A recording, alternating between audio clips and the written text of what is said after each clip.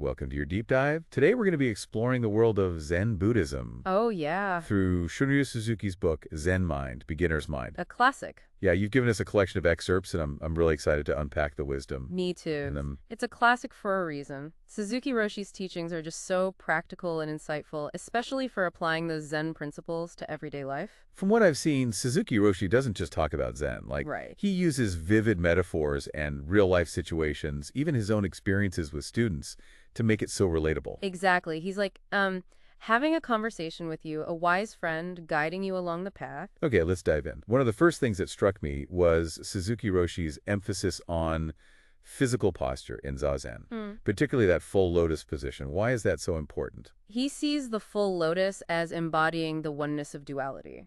Okay. That's this idea that our body and mind are not two and not one. He uses the analogy of a coin, Okay. two sides, but still one whole. That's a good analogy. How does understanding this duality actually help someone sitting in Zazen?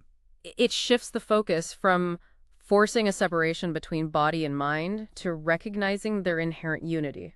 Okay. It's not about merging them, but about realizing that they're two aspects of the same reality, inseparable, like those two sides of a coin. By assuming the right posture, you naturally access a more unified state of being. So it's not just about discipline then. It's about using the physical to access something deeper. Precisely. Suzuki Roshi even says to take this posture is itself to have the right state of mind. That's the beauty of it. That's a powerful idea. Now, breathing is another big theme in the excerpts you've shared. Suzuki Roshi has this fantastic image of breathing being like a swinging door. What do you make of that? I love that image. It perfectly captures the constant flow of breath, Yeah. connecting our inner world to the outer world.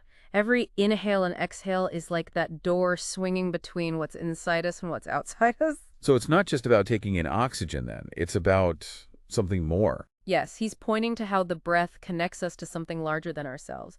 He even says what we call I is just a swinging door which moves when we inhale and exhale. Wow. This challenges the way we usually think, separating you and me, good and bad. Right. The breath shows us it's all connected. It makes you realize how much meaning we can find in something we usually take for granted. Now, I'm curious about those mind weeds Suzuki Roshi talks about. What are they, and how should we deal with them? Ah, yes. Mind weeds are those pesky distractions that pop up during meditation. Yeah. Thoughts, worries, that to-do list that suddenly appears when you're trying to focus. I think we all know those mind weeds, but Suzuki Roshi doesn't see them as enemies to be battled, right? He actually suggests being grateful for them. He sees them as opportunities for growth, saying you should rather be grateful for the weeds you have in your mind because eventually they will enrich your practice. How can distractions enrich our practice? It seems like the opposite of what we're aiming for. Think of it this way. Instead of getting frustrated and fighting them, you simply acknowledge those mind weeds. Okay. You just observe them without judgment, without getting carried away. This helps you become more aware of your mental patterns. Okay. You learn to dance with those distractions instead of letting them lead. So instead of forcing stillness, it's more about cultivating a gentle awareness that can exist even when those mind weeds are present. Exactly. He even shares an anecdote about practicing Zazen in a hospital bed while his child was ill. Even in incredibly difficult circumstances, he found peace in his practice. He found that still point, even amidst the storm. That's a powerful story. It seems like he's saying that Zen practice isn't about escaping those difficult situations, but about finding a way to be present with them. And through that presence, find some peace and clarity. Speaking of finding peace, something that really caught my eye in your excerpts was Suzuki Roshi saying that enlightenment is nothing special. But at the same time, it's supposed to be profound. How can those two things go together? It is one of his paradoxical gems, isn't it? I think he's challenging our preconceived notions of what enlightenment should be. We often think of it as this grand, life-altering event, a huge shift. But he suggests that realizing our true nature, that's what enlightenment is, can be both ordinary and extraordinary. Okay, so how can something be both ordinary and extraordinary? Think of a mother caring for her child. For her, it's the most natural thing in the world. It's her everyday reality. Right. But at the same time, that love is also the most profound and powerful force in her life. This is a beautiful analogy. So enlightenment isn't about becoming a different person or achieving some superhuman state. Okay. It's about recognizing the wholeness that's already within us. Mm-hmm. Something as ordinary and natural as a mother's love for her child, and that's what makes it extraordinary. What we're seeking something outside ourselves, when what we're really looking for is already here. This makes enlightenment seem much more attainable. Right. But I have to admit, I sometimes crave excitement in my life.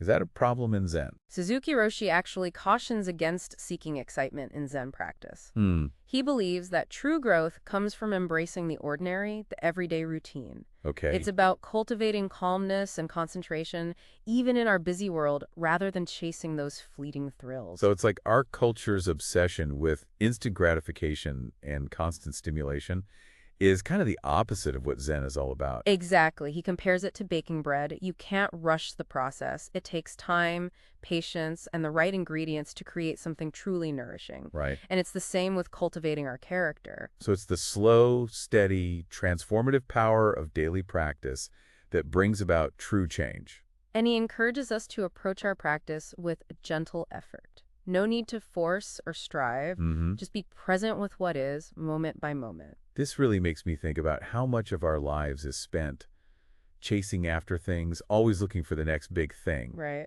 Maybe there's a different way, a way of finding contentment in what's already here. Now, one thing that fascinated me was Suzuki Roshi's take on the idea of giving. It seems he has a very unique perspective on it. It's not just about donating money or possessions. He connects giving to the idea of non-attachment, saying, to give is non-attachment. That is, just not to attach to anything is to give. Wow. He's talking about the Buddhist concept of dana prajna paramita, Okay. or the perfection of giving. That seems like a really high bar. How can we possibly not be attached to anything? He's pointing to how everything we do can be an act of giving if we release our attachment to the outcome. Okay. If we let go of the ego's need for recognition or reward, we create space for a more selfless way of being. So even everyday actions can become acts of giving. Exactly. Whether it's offering our time, energy, compassion, Right. or creating something new, it can all be a form of giving when we release our grip on the results. Okay. It's about letting go and allowing things to flow freely. This is making me rethink my whole understanding of giving. Yeah. It's much more expansive than I realized. Now, what about mistakes? How does Suzuki Roshi view mistakes in Zen practice? This is where it gets really interesting. Okay. He actually sees them as valuable warning signals. Okay. Not something to be ashamed of, but opportunities to learn and adjust our practice. Could you elaborate on how seeing mistakes as warning signals can be beneficial? It seems a bit counterintuitive. Think of it this way. When we make a mistake, Right. it highlights an area where we need to pay more attention. It's like our practice is giving us feedback. Oh, okay. Instead of beating ourselves up, we can recognize our weaknesses and renew our practice with a fresh perspective. So mistakes aren't the end of the road, but opportunities for a course correction. Precisely. And he emphasizes the importance of continuing without discouragement. Mm-hmm. He tells a story about returning to a Heiji monastery after being away for some time. Okay. And he found that he experienced the atmosphere differently, noticing subtle things that he had previously overlooked. So it's like stepping outside our routine allows us to see our practice with fresh eyes. Exactly. And it reinforces the importance of cultivating a beginner's mind, Right. always open to new insights, even those that come from our mistakes. That's a really helpful way to think about it. Now, I'd love to hear more about that waterfall metaphor. I've heard it's one of his most powerful teachings. It's incredibly vivid. He compares the journey of a water droplet falling from a waterfall to the difficulties and impermanence of human life. Okay. The water droplet starts as part of a unified river, Right. but gets separated and faces challenges as it descends. Yeah. Just like us, it goes through a sense of separation from its source, its true nature, as it navigates the ups and downs. Like we are those droplets tumbling through life, Yeah. facing those inevitable challenges and changes. And just as that water droplet eventually reunites with the river, we too return to that oneness when we die. He reminds us that recognizing this connection to the universe, to the whole of existence, can help us overcome the fear of death. Okay. It's about seeing death not as an ending, but as part of a larger cycle, a return to the source. It's both comforting and a little bit awe-inspiring. It is. It makes you think about how our individual lives are just part of something much bigger. And recognizing that can bring a profound sense of peace, even in the face of impermanence. He beautifully says, our life and death are the same thing. When we realize this fact, we have no fear of death anymore, and we have no actual difficulty in our life. It's a powerful reminder to find that sense of peace with all the changes that we inevitably face. Now, another concept that intrigued me was his discussion of naturalness. It seems simple on the surface, but I get the sense there's more to it than meets the eye. He actually debunks the common misconception of naturalness as just being informal or sloppy, about letting it all hang out. Hmm. He's pointing to something much deeper. He defines true naturalness as something that arises from nothingness. Could you give an example of what that might look like in practice? The idea of naturalness from nothingness is a bit hard to grasp. He contrasts the act of drinking water when thirsty Okay. with taking a nap out of laziness. Oh, okay. One is a response to a genuine need, a natural arising from a state of lack, while the other is driven by self-indulgence, not a true expression of our nature. That makes the distinction much clearer. So it's about aligning our actions with our true nature, Yes, rather than being swayed by those external influences or ego-driven desires. you got it. It's about cultivating a sense of inner harmony and authenticity, about living in accordance with the rhythms of life itself. Okay. He says, for a plant or a stone to be natural is no problem, but for us there is some problem, indeed a big problem. To be natural is something which we must work on. It's almost like we humans have to consciously rediscover our naturalness. Yes, it's a process of stripping away those layers of conditioning and returning to that state of pure being. Okay, I'm definitely going to need to reflect on that. Now, I'm curious to hear about the story of the Half-Dipper Bridge at Aihiji Monastery. I'm sensing there's a hidden gem of wisdom in that story. You're right. It's a story about Dogen Zenji, Suzuki Roshi's teacher, and his practice of using only half a dipper of water when washing, returning the rest to the river. It seems like such a small act. What's the deeper meaning behind it? It's about cultivating a deep respect for water, for all of nature. He sees this act as a reflection of our true nature, our connection to the universe. He says, this kind of practice is beyond our thinking. When we feel the beauty of the river, when we are one with the water, we intuitively do it in Dogen's way. It is our true nature to do so. So it's not about being stingy or frugal. It's about recognizing the sacredness of even the simplest things. Exactly. It's about acting from a place of deep connection and reverence, rather than from a place of separation and ego. It's amazing how such a small gesture can hold so much meaning. It is. And it highlights that Zen practice isn't confined to the meditation cushion. It's about finding those everyday moments where we can express our reverence for all life. Okay, that's something I'll be paying closer attention to from now on. Now, this whole concept of emptiness that Suzuki Roshi talks about seems like a paradox. It can be challenging to grasp. People often think of emptiness as nothingness, but he's not talking about nothingness in the absolute sense. Right. He's referring to a state of openness and potentiality, the ground from which all things arise. So it's like a canvas before the painting begins, or Yes. like the silence before the music starts. Exactly. And he suggests that by embracing emptiness, we free ourselves from attachment to fixed ideas and concepts. Okay. He says true existence comes from emptiness and goes back again into emptiness. What appears from emptiness is true existence. We have to go through the gate of emptiness. That's a powerful image. It suggests that by letting go of those preconceived notions, we open ourselves to a much deeper reality. And it's important to remember that this emptiness isn't something we achieve. It's something we already are. It's about recognizing our inherent interconnectedness with all things, Right. rather than clinging to a separate sense of self. That's a profound shift in perspective. It's about seeing ourselves not as isolated individuals, but as part of something much vaster. And he sees this emptiness as the ground of true freedom and liberation. Okay, that's something I'll need to contemplate further. Now I'm also curious about what he means by readiness. He talks about being willing to die over and over. It sounds intense, but he's not talking about physical death. Right. He's using it metaphorically to emphasize the importance of letting go of our attachments, our clinging to the past or the future. It's about being fully present in each moment with complete trust and surrender to whatever arises. So it's about continually letting go of who we think we are. Yes. Those fixed ideas of ourselves in order to truly experience each moment.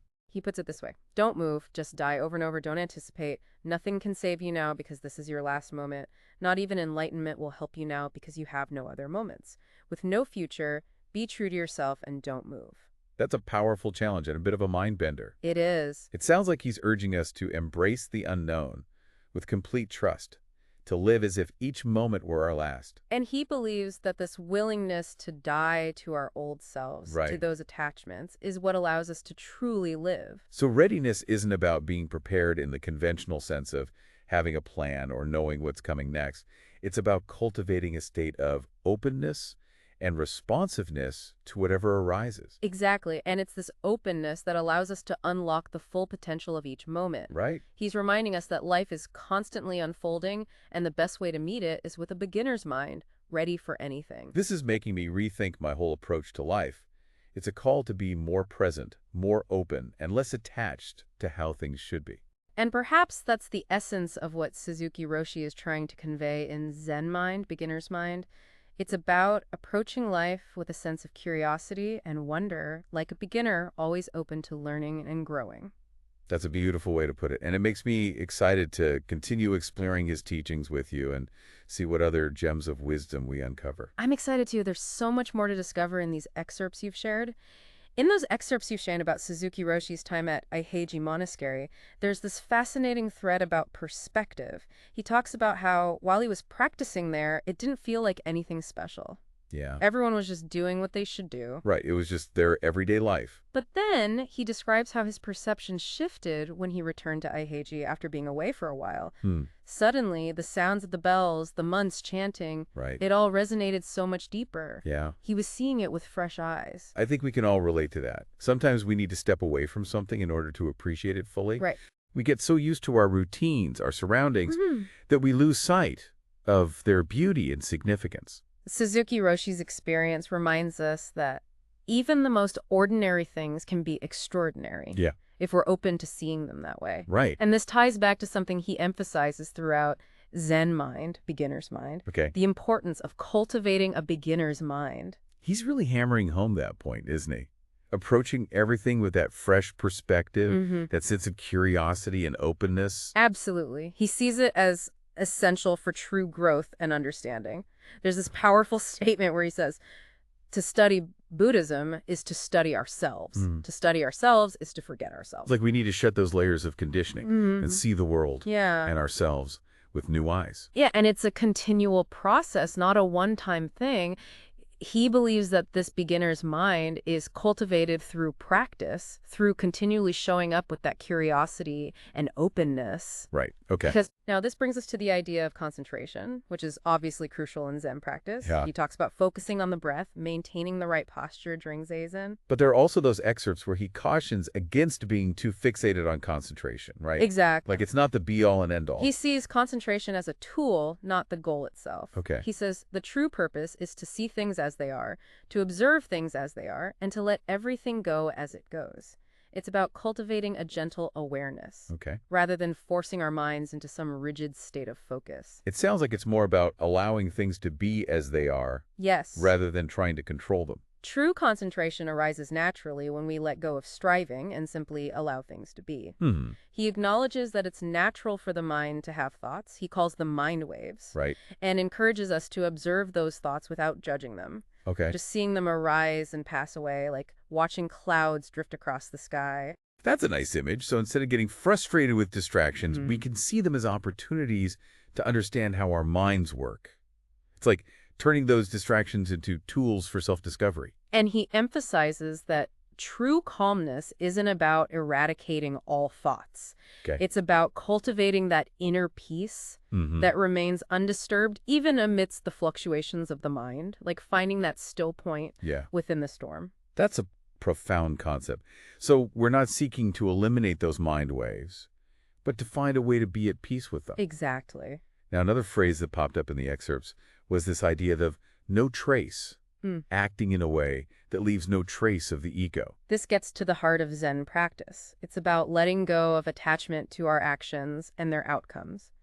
No seeking recognition or validation for what we do. He uses this vivid image of a bonfire, urging us to burn completely, leaving only ashes. It's like a complete immersion in the present moment without dwelling on the past or worrying about the future. He says, when you do something, you should do it with your whole body and mind.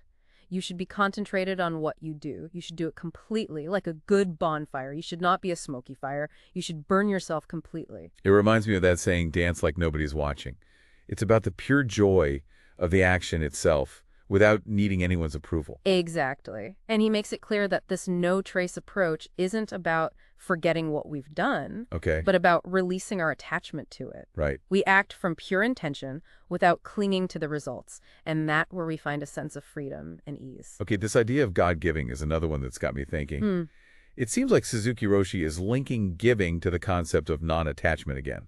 He says to give is non-attachment. That is, just not to attach to anything is to give. Right. It's a reminder that everything we do can be an act of giving if we let go of our attachment to outcomes. So it's about that selfless service, acting without expectation of reward or recognition. Precisely.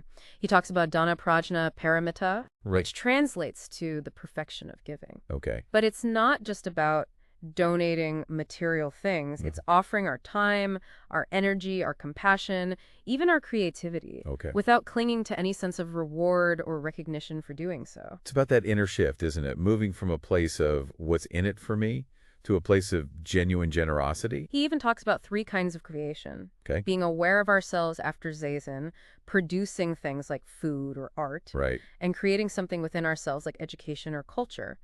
But he says the most important kind of creation is that first one, Yeah. the act of simply being present with ourselves. It's the foundation for all other forms of giving. So before we can truly give to the world, we need to connect to that wellspring of creativity within ourselves. And he suggests that when we forget this fundamental source, Right. that's when we start creating problems for ourselves and others. We become attached to the things we create, clinging to them as if they define us.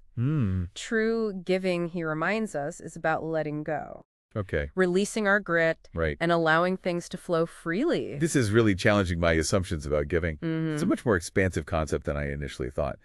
Now, one thing I keep coming back to is how Suzuki Roshi views mistakes.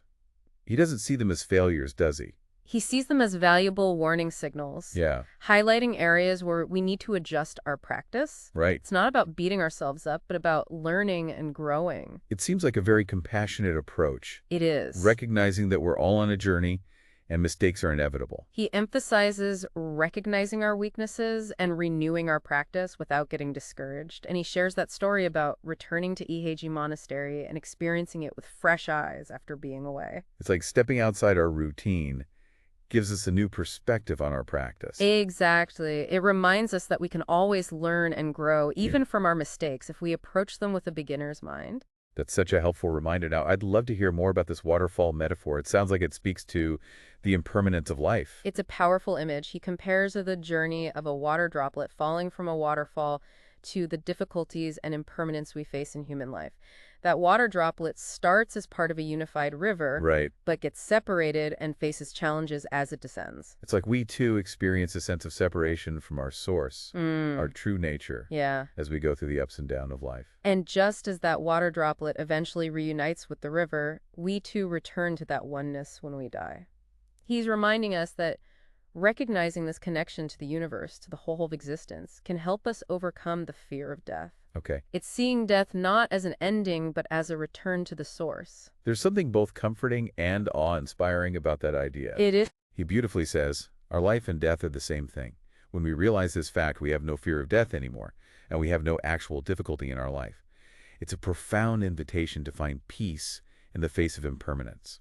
It's a big shift in perspective. Now, this concept of naturalness keeps popping up. Yeah. It seems like there's a lot more to it than simply acting casually. He debunks the common misconception that naturalness is about being informal or sloppy. He defines true naturalness as something that arises from nothingness, a kind of spontaneous right action. Can you give an example to illustrate that? It's a bit abstract. He contrasts the act of drinking water when thirsty Okay. with taking a nap out of laziness. One is a response to a genuine need, Right. arising naturally from a state of lack, Okay. while the other is driven by self-indulgence. I see the distinction. One comes from a place of true need, the other from a desire for comfort. He says, for a plant or stone to be natural is no problem, but for us there is some problem, indeed a big problem. To be natural is something which we must work on. It's about aligning our actions with our true nature, Right. rather than being swayed by external influences or ego-driven desires. We have to consciously rediscover our own naturalness. It sounds like it's about stripping away those layers of conditioning and returning to a more authentic way of being. Exactly. And it's through practice Right. that we can cultivate that naturalness, living in harmony with the rhythms of life itself. Okay, let's talk about that story of the Half-Dipper Bridge at Aiheiji Monastery. It sounds like it holds a lot of symbolic meaning. It does. It's a story about Dogen Zenji, Suzuki Roshi's teacher, and his practice of using only half a dipper of water when washing, returning the rest to the river. It's a small gesture, but I imagine there's a much deeper message behind it. It's about cultivating a deep respect for water, Yeah. for all of nature. He says this kind of practice is beyond our thinking. When we feel the beauty of the river, when we are one with the water, we intuitively do it in Dogen's way. It is our true nature to do so. It's acting from a place of connection and reverence, Right. not separation and ego. It's a beautiful reminder to find that reverence, that sacredness in the everyday. Now, Suzuki Roshi talks a lot about emptiness. It could be a challenging concept to grasp. He can. Yeah, it seems paradoxical. How can something be empty and still be something? He's not talking about nothingness in the absolute sense. Okay. He's using emptiness to describe a state of openness and potentiality. Right. The ground from which all things arise. So it's like that fertile void, the space where creation happens. He says, true existence comes from emptiness and goes back again into emptiness. What appears from emptiness is true existence. We have to go through the gate of emptiness. Right. By embracing emptiness, we free ourselves from clinging to those fixed ideas and concepts. Okay. And this emptiness isn't something we achieve. It's something we already are. It's about recognizing that interconnectedness rather than clinging to a separate sense of self. And it's this realization Yes. that he sees as the ground of true freedom. Now, readiness is another one of those concepts that seems deceptively simple, Yeah. but has a lot of depth. He uses a pretty intense phrase to describe it. He does. Be willing to die over and over. But he's speaking metaphorically, Right. emphasizing the need to let go of attachments, clinging to the past or future. It sounds like a call to be fully present in each moment. He says, don't move, just die over and over. Don't anticipate. Nothing can save you now because this is your last moment. Not even enlightenment will help you now because you have no other moments. With no future, be true to yourself and don't move. It's about embracing the unknown Right. with trust Yeah. and surrender. Wow, that's a powerful challenge. It is. It's like he's urging us to live as if each moment were our last. And this willingness to let go of those fixed ideas of ourselves, to continually die to our old selves, is what truly allows us to live fully. So readiness isn't about being prepared in the conventional sense of having a plan or knowing what's coming next. It's about cultivating a state of openness and responsiveness to whatever arises. Exactly. And it's this openness that allows us to unlock the full potential of each moment. Right. This readiness unlocks the full potential of each moment. It's about approaching life like a beginner, ready for anything. It's a radical shift in perspective. It is. Moving from a place of control to a place of acceptance and openness. Now, this idea of believing in nothing seems to go against the grain of what we usually associate with faith. Right. He's not advocating for nihilism, Okay. but emphasizing the importance of not clinging to any fixed beliefs or doctrines. He challenges us to question those assumptions, Right. even the most cherished beliefs we hold. So it's about freeing ourselves from dogma Yes. to experience truth directly. He says no matter what God or doctrine you believe in, if you become attached to it, your belief will be based more or less on a self-centered idea. True faith, he suggests, arises from a place of openness and humility, Right. trusting in something greater than ourselves, Yeah. without needing to define or limit it. It's like loosening our grip on those rigid beliefs to allow space for a more expansive understanding. He even uses the example of having a headache. Okay. If we believe our practice should prevent us from experiencing any discomfort, Right. we'll never be at peace. We'll be stuck in a constant striving for some idealized future state. It's a trap, isn't it? Always chasing after some perfect version of ourselves or our lives, It is. instead of accepting the reality of the present moment. He encourages us to approach our experiences Okay. even the unpleasant ones, Yeah. with curiosity and acceptance. It's a reminder that suffering is a part of life, Mm-hmm. and our practice isn't about escaping it, Right. but about learning to navigate it with grace. This acceptance, he suggests, is where we discover a deeper level of peace and freedom. So believing in nothing isn't about rejecting faith, but about deepening it Yes. by allowing it to be more fluid and adaptable. Now, the excerpts you shared about attachment and non-attachment, Right. those are central to understanding Zen. He talks about how our clinging to separate identities creates suffering, doesn't he? He says each existence depends on something else. Strictly speaking, there are no separate individual existences. There are just many names for one existence. He's reminding us that we're all interconnected, Right. part of a larger web of life. It's this attachment to the individual self, those ego-driven desires that creates separation and conflict. It's like we need to shift our perspective from me to we. He says, Zazen practice and everyday activity are one thing. We call Zazen everyday life, and everyday life Zazen. It's about bringing that mindful awareness to every aspect of our lives. Right. Not just during formal meditations. And this is where true freedom lies, in releasing our attachment to outcomes and allowing things to unfold naturally. This non-attachment isn't about becoming emotionless or indifferent, is it? It's about cultivating equanimity and acceptance. Okay. Being present with what is without getting swept away by it. It's about finding that place of peace within the chaos. Now, Suzuki Roshi also talks about finding calmness within activity. Right. And activity within calmness. Yes, like those two things aren't separate, but complementary. He uses the beautiful image of a flower falling after the wind stops. Okay. Or a mountain becoming visible because of a singing bird. Hmm. We need those moments of contrast, Right. those shifts in perspective to appreciate the stillness that's always present. It's like the stillness is always there, but we need something to highlight it, to make us aware of it. He also talks about accepting things as they are. He says, for the moon, there's the cloud. For the flower, there's the wind. Okay. It's like those imperfections, those obstacles, Right. actually help us see the true beauty and wholeness of things. That's a beautiful way to think about it. Yes. Like our challenges help us to see more clearly. And it's not about passivity or resignation. It's about engaging with life fully while also recognizing the limits of our control. Okay. He compares Zen practice to polishing a tile. It's not about transforming the tile into a jewel, but about the act of polishing itself. So the value lies in the process, not in achieving some predetermined outcome. He says the purpose of practice is not to make a tile a jewel. Just continue sitting. That is practice in its true sense. It is not a matter of whether or not it is possible to attain Buddhahood, whether or not it is possible to make a tile a jewel. Just to work and live in this world with this understanding is the most important point. That's where we find true joy and fulfillment. It's about finding that peace and contentment right here, right now. Yes. In the midst of it all, now I'm curious about what he means by experience, not philosophy.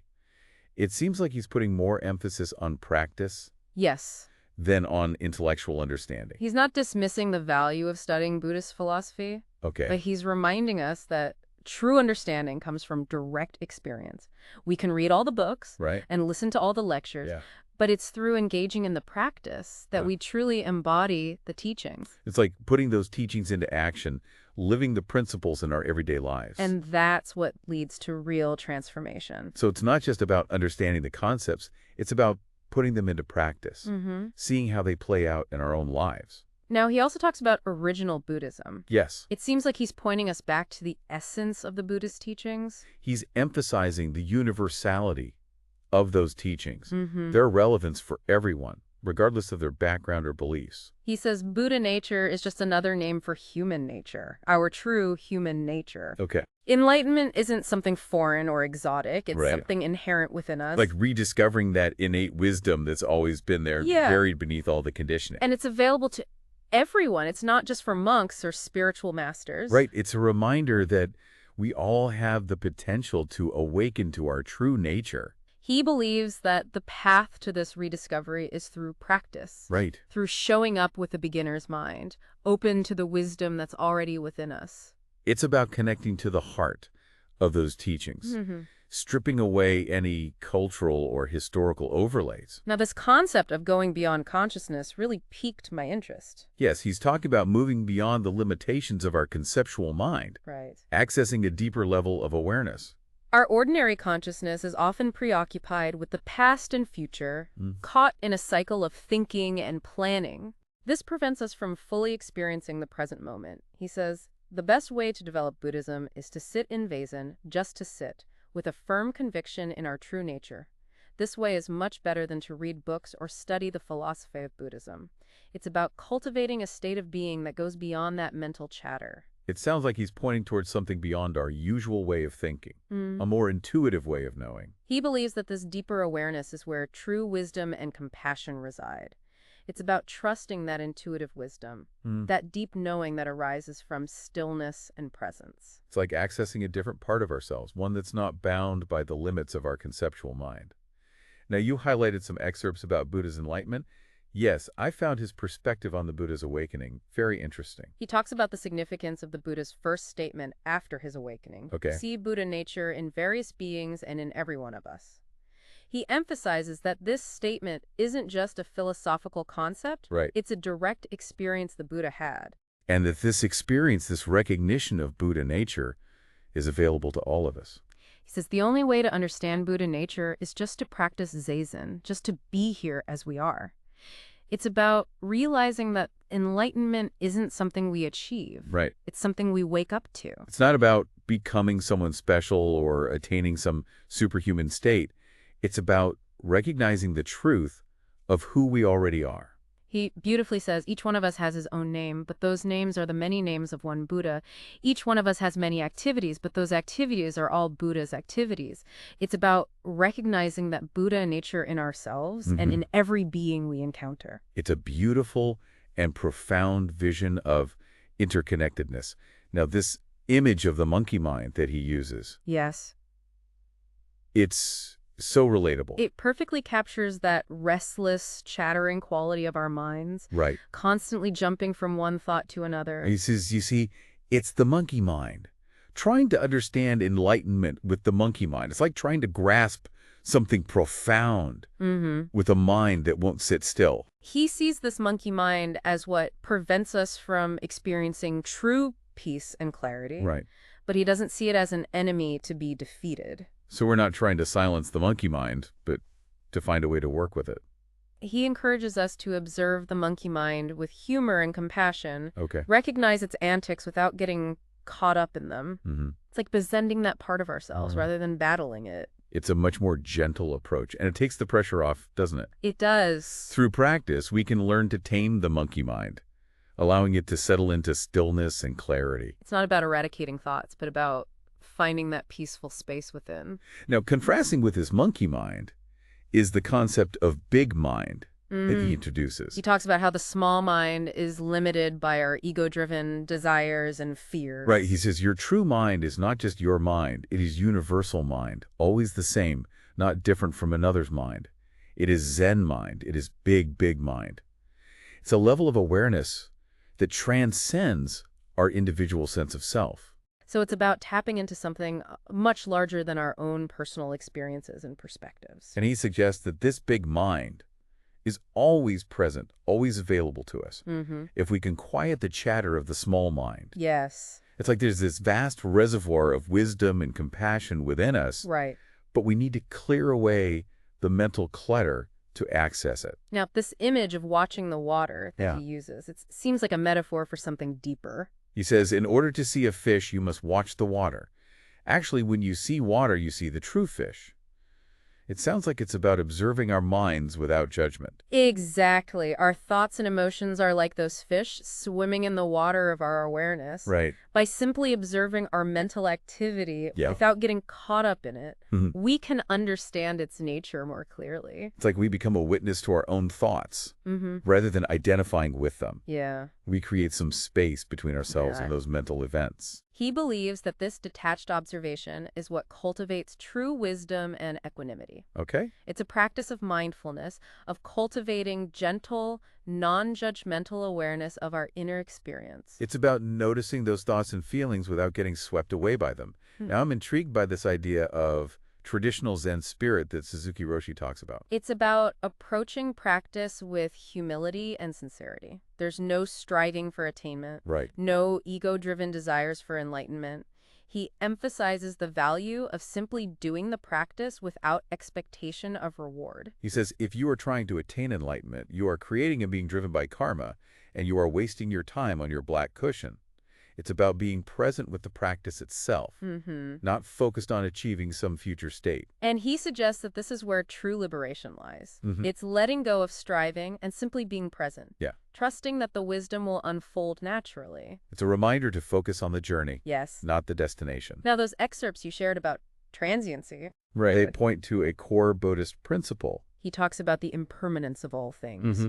How our attachment To them creates suffering, doesn't he? He does. He says everything is just a flashing into the vast phenomenal world. Everything is in constant flux, arising and passing away moment by moment. It's a reminder that nothing is permanent. Right. Everything is constantly changing. And instead of resisting that change, he encourages us to embrace it. He even uses the example of his own life, saying he'll be in Los Altos one day and San Francisco the next, and there's no real connection between those two selves. It's like our identities are constantly shifting, Yeah. adapting to the circumstances. It's a radical idea, isn't it? To let go of the idea of a fixed self. It is. He suggests that by letting go of that clinging to a fixed sense of self, we can experience a deeper level of liberation. So it's not about denying the reality of change, but seeing it as the natural order of things. Now, this idea of quality of being that he talks about, Right. it seems to connect with the idea of transiency. Yes. He talks about how each moment is complete and perfect in itself. He says, where there is black charcoal, there is not red-hot charcoal. So black charcoal is independent of red-hot charcoal. Ashes are independent of firewood. Each existence is independent. It's about recognizing the inherent beauty and value of everything, Right. even the seemingly mundane. So it's about finding the sacred in the ordinary, the extraordinary in the everyday. He uses the examples of a flower falling or a weed growing. Okay. He says, a flower falls even though we love it, and a weed grows even though we do not love it. It's a reminder that we can't control the ebb and flow of life, Right. but we can appreciate its unfolding. It's about surrendering to the process, trusting in the wisdom of life itself. And this appreciation, he suggests, is the key to true happiness. It's not about chasing after some ideal state, but finding contentment in the present moment. This idea of repetition also caught my attention. Okay. He talks about repeating the same actions over and over again in our practice, without getting bored or discouraged. He compares it to baking bread, saying it takes time and patience to create something truly nourishing. It's a process and it can't be rushed. He says actual practice is repeating over and over again until you find out how to become bread. There is no secret in our way. Just to practice Zazen and put ourselves into the oven is our way. So it's not about seeking a quick fix or some magical formula. It's about embracing the gradual, transformative power of consistent effort. And that repetition isn't about mindlessly going through the motions. Right. It's about bringing full awareness to each repetition, seeing it as a fresh and unique opportunity for growth. He even suggests that through this repetition, we can break free from our habitual patterns and awaken to our true nature. It's like each repetition is a chance to deepen our understanding, to refine our practice. And it's through this commitment to the process that we discover the true depth of Zen practice. Now, this concept of right effort seems particularly relevant in our fast-paced, achievement-oriented culture. He talks about applying ourselves fully to our practice. It's amazing how much we've uncovered in these excerpts. Suzuki Roshi's teachings are so rich and multifaceted. Yeah. It's like each time you revisit them, you discover new layers of meaning. What's really striking me is that he doesn't just talk about these Zen concepts in some abstract way. Right. He brings them down to earth, showing how they can be applied to everyday life. Exactly. He uses those vivid metaphors, real-life anecdotes, even humor, to make the teachings relatable and accessible. He's not just presenting a philosophy. He's offering a path, a way of being in the world. It's like he's saying, here are some tools. Now go out and use them. See how they work in your own life. Exactly. And that's what makes Zen Mind, Beginner's Mind, such a powerful and enduring book. It's not just for people who are deeply immersed in Zen Buddhism. It's for anyone who's seeking a more mindful, compassionate, and authentic way of living. Absolutely. So looking back at everything we've discussed, from posture and breathing to emptiness and non-attachment, what stands out to you as the most significant takeaway? For me, it's the emphasis on practice. Okay. Suzuki Roshi makes it clear that Zen isn't just about intellectual understanding. Right. It's about embodying the teachings in our everyday lives. He's not just giving us concepts to think about. Right. He's giving us tools to put into practice. Right. And it's through that practice that real transformation happens. And he agrees us that the path isn't linear, Right. predictable. Yeah. It's a journey of twists and turns, setbacks and breakthroughs.